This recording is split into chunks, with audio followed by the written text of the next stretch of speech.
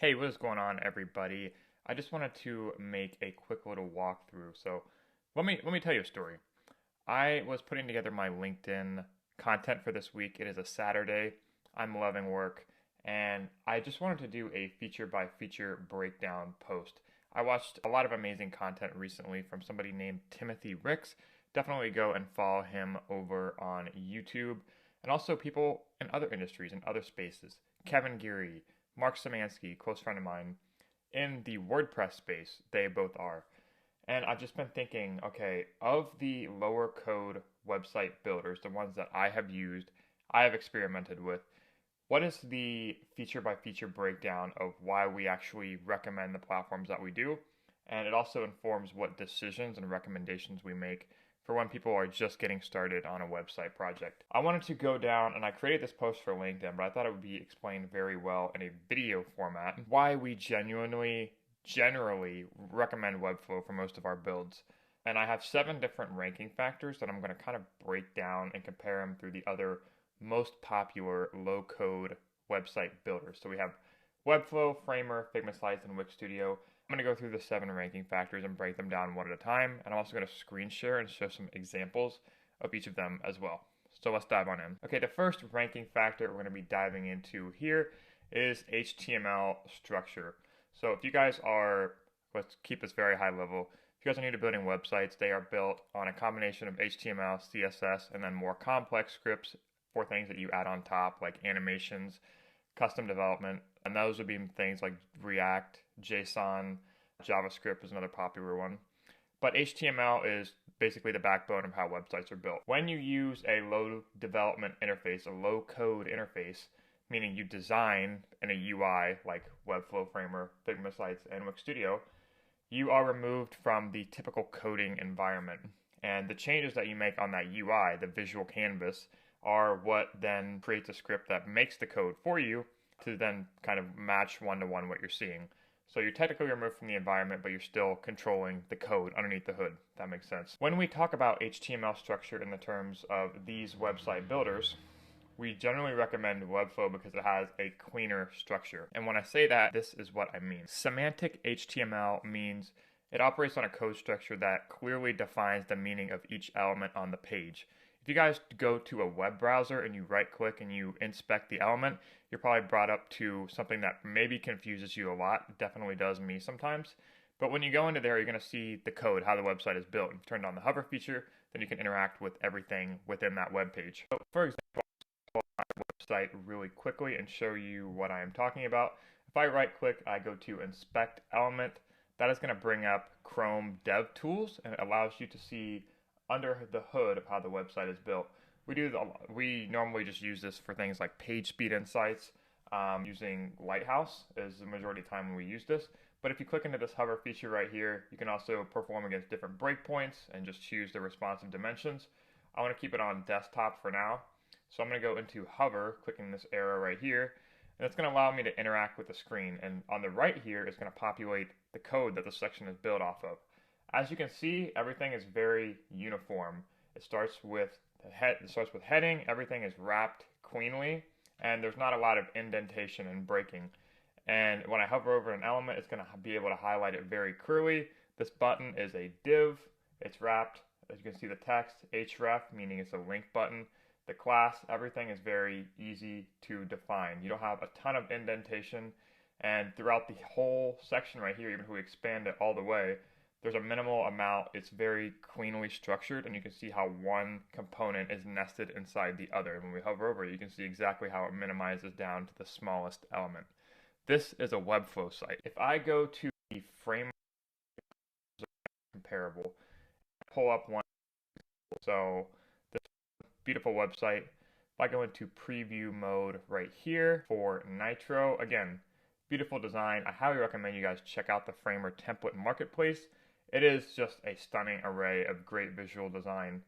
And that's kind of a segue into Framer's biggest value prop is if everything looks good on top of the hood, if the car is beautiful, then why should we be worried about how it looks underneath the hood?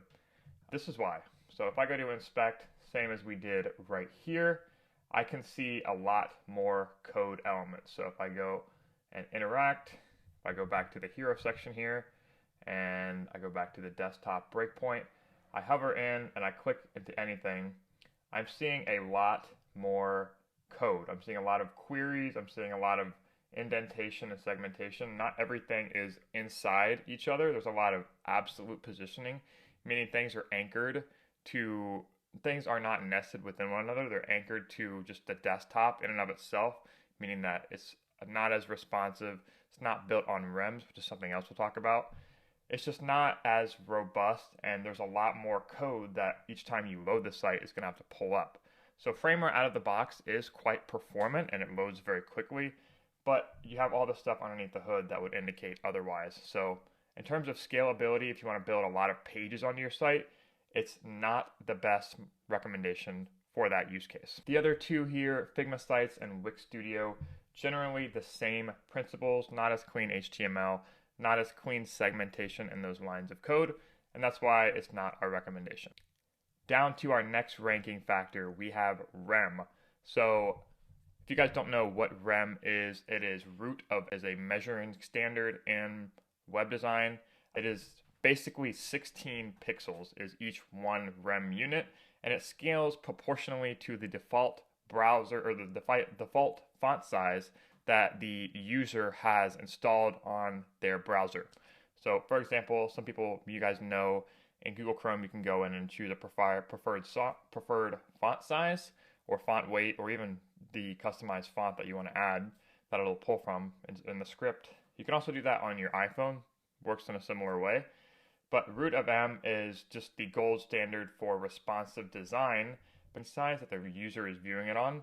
The elements that are surrounding it, like I just showed you the Webflow site, it will respond proportionally when those things change.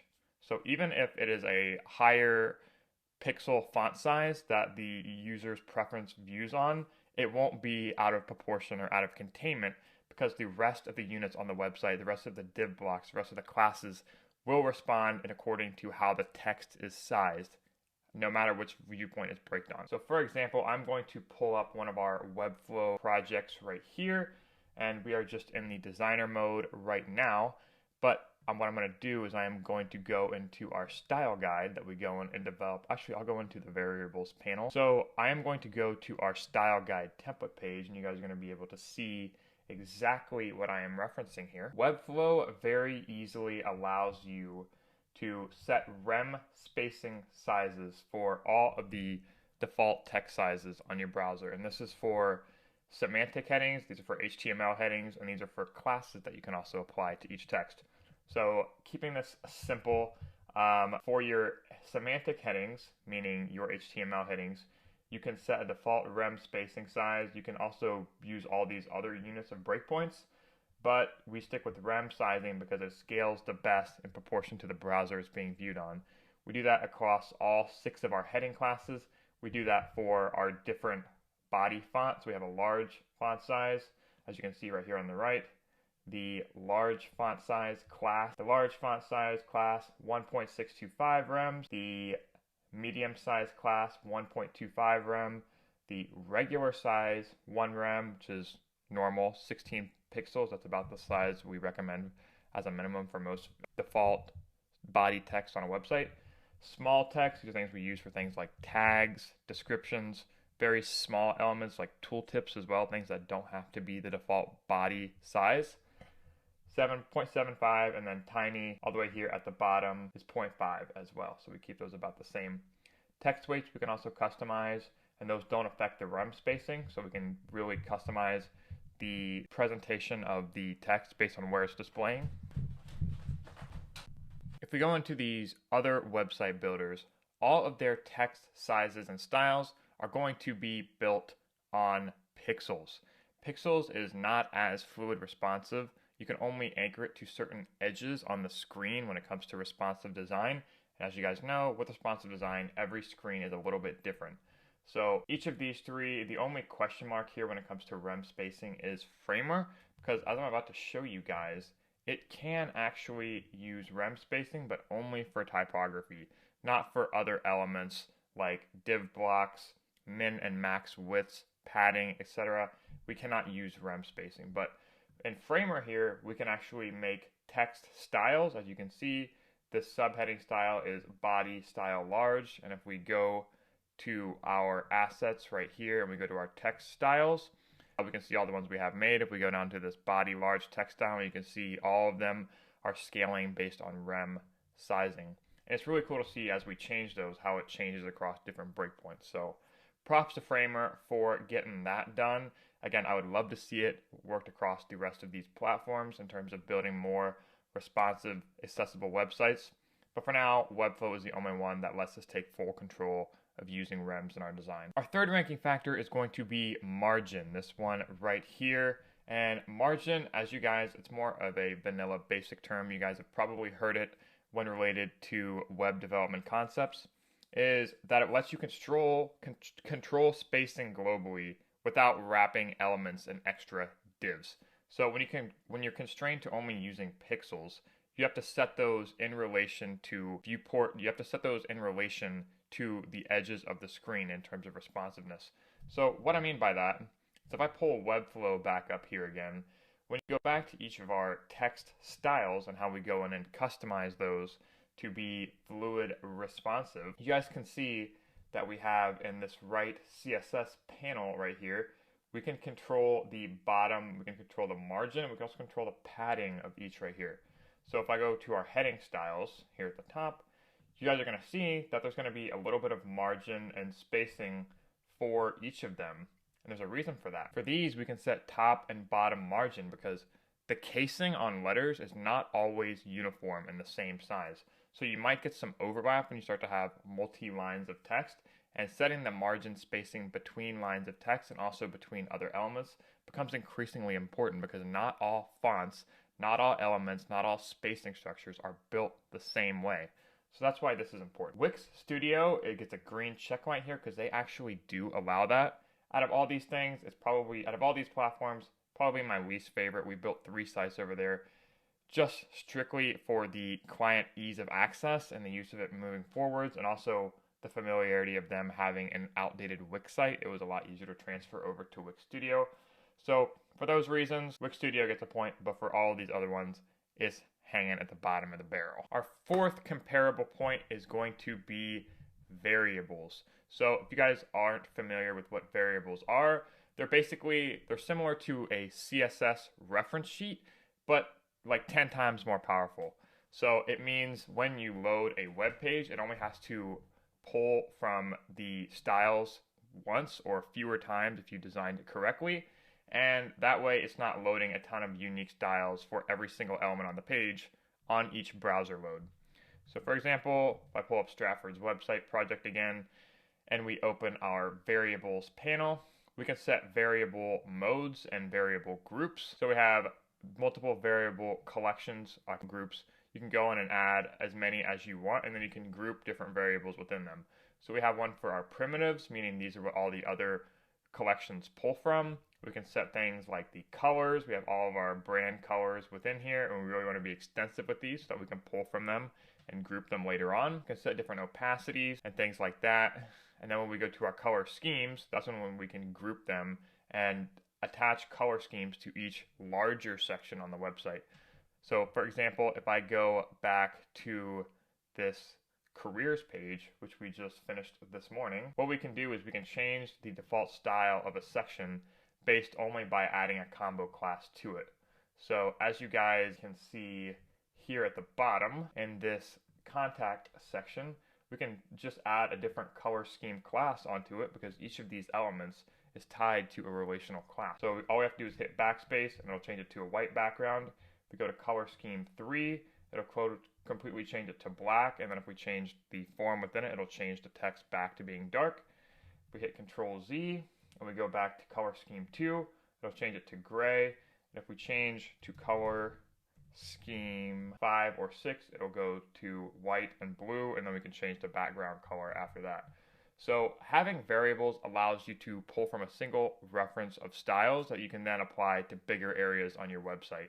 Webflow is the only one that allows you to do this currently, whereas with Framer, Figma Sites, Wix Studio, you have to go in and apply those changes to single elements at a time. Next up, and semi-correlated and related, is inheritance. So similar to what I just showed you guys on Webflow, meaning you can have global change, or you can affect bigger areas of change with one single class change or element change or CSS change.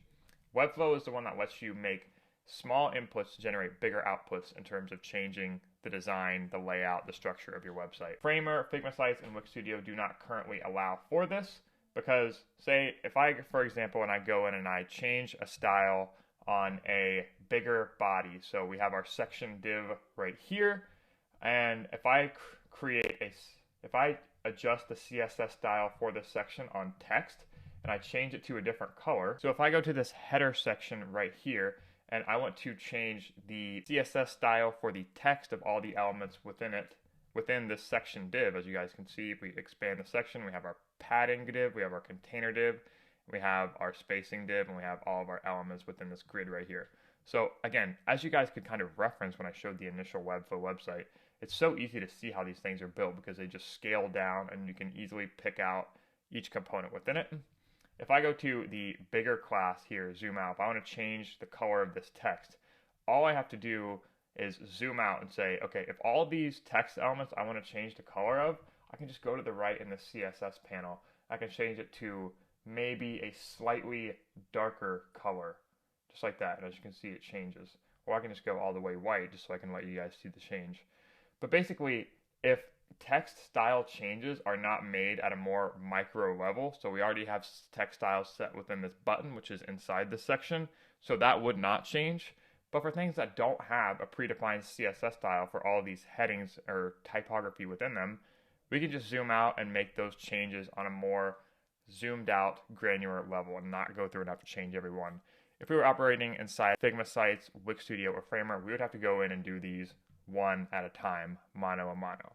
So that's why we recommend Webflow for more scalable, high impact design decisions. Second to last here, we have what is called custom classes. Again, Webflow, the only one that actually allows you to do this. I just demonstrated this on our staging site right here. But CSS classes are what you're going to see in this blue box right here in the top right. It is the backbone of custom and scalable web development. Framer and other build sites operate on components, so you can save a big section like this. So I could save this section as a component. These buttons are components. This navigation is a component. As you can see, anything that's outlined in purple, meaning that you can double click into it and then make detailed changes within it, and they only apply to every duplicate section that you remake from this. So it allows you to be more scalable and responsive. But at the same time, you can't customize elements within those sections without breaking the relation. So if I were to make another nav bar, I can't make a component variant. I would have to disconnect that section and make a totally other component. With Webflow and the class system, all you have to do is add on another class. So if I add on, just for the sake of example, all the changes that I would then make after I added this combo class here in the right would only apply to this class right here if I were to add it onto another element. It wouldn't affect this section as it existed right now with just a section underscore header 1 class. All the changes that I apply from a CSS perspective now are just tacked on to the add-on class. And if I want to apply those same changes to another section of a similar type later, all I'd have to do is add on that combo class and my designs are retained to the changes that I added from another time. Very helpful, very time efficient, but it can also have the contrarian to where you can mess things up. So for example, if we go to one of our main classes that are used on a lot of places on the site, so for example, our padding section large, we can see there are 72 instances of this on our website. What we don't want to do is make changes in one place and have those accidentally appear on 72 sites. We've done so many Webflow migrations where someone will buy a Webflow template, they will get started in Webflow, they will not understand how the class system works, they will make one change to a scalable class and they'll go to another page and start designing, and they'll realize that the changes that they made on another page were actually tied to one of the classes that they didn't intend to mess up. So it is a double-edged sword. It allows for very scalable design decisions and allows for quicker development when you understand how the class system actually works. Webflow is the only one that allows us to do this currently, and that's why it is a more scalable web platform that we recommend for most builds. Okay, last and certainly not least is CSS properties. And Webflow has built this into their core functionality, meaning you can tap into the full components of custom CSS on our website. So Webflow actually has this thing called CSS Preview. So if you click it open, it'll allow you to actually see the code of the website, similar to what we did in the beginning of this walkthrough with our Inspect Element tab. This is how I learned how to read code. This is how I learned how the changes I was making was actually applying to a code interface when we would go in and inspect the page. So when I talk about custom CSS elements, Webflow has this tab called Custom Properties. What we can do, and you can add basically any custom CSS property and really take advantage of everything on the web. So it'll give you, when you open this property, it'll give you a list of a bunch of different ones. This is by no means all of them. But what you can also do is go and preview on MDM. It has a backlink right here to where you can see how these changes actually, what this means. So it'll take you to the MDM website and you can see, okay, this CSS class looks like this in code, and this is how it's going to affect your website. So you can copy it, you can play it, you can see how the changes and test and really learn what they mean. I was heading back and forth between MDM and Webflow as I was learning a lot of CSS properties, but to keep it really simple, just for an example, a lot of times the custom CSS class that we use here in properties is one called pointer events none. So if we go to this class right here, it is just a design element. It's a little glow here in the top left corner. It's a blue accent. And when it comes to things like images, a lot of times, especially in the background where you set a -z index so that they appear behind these cards. As you guys can see, it has a Z index. This section has a positive Z index so that it appears on top of these. Go to position, static, card, heading. You can see this one has a positive Z index of 5, so that way it appears above this glow.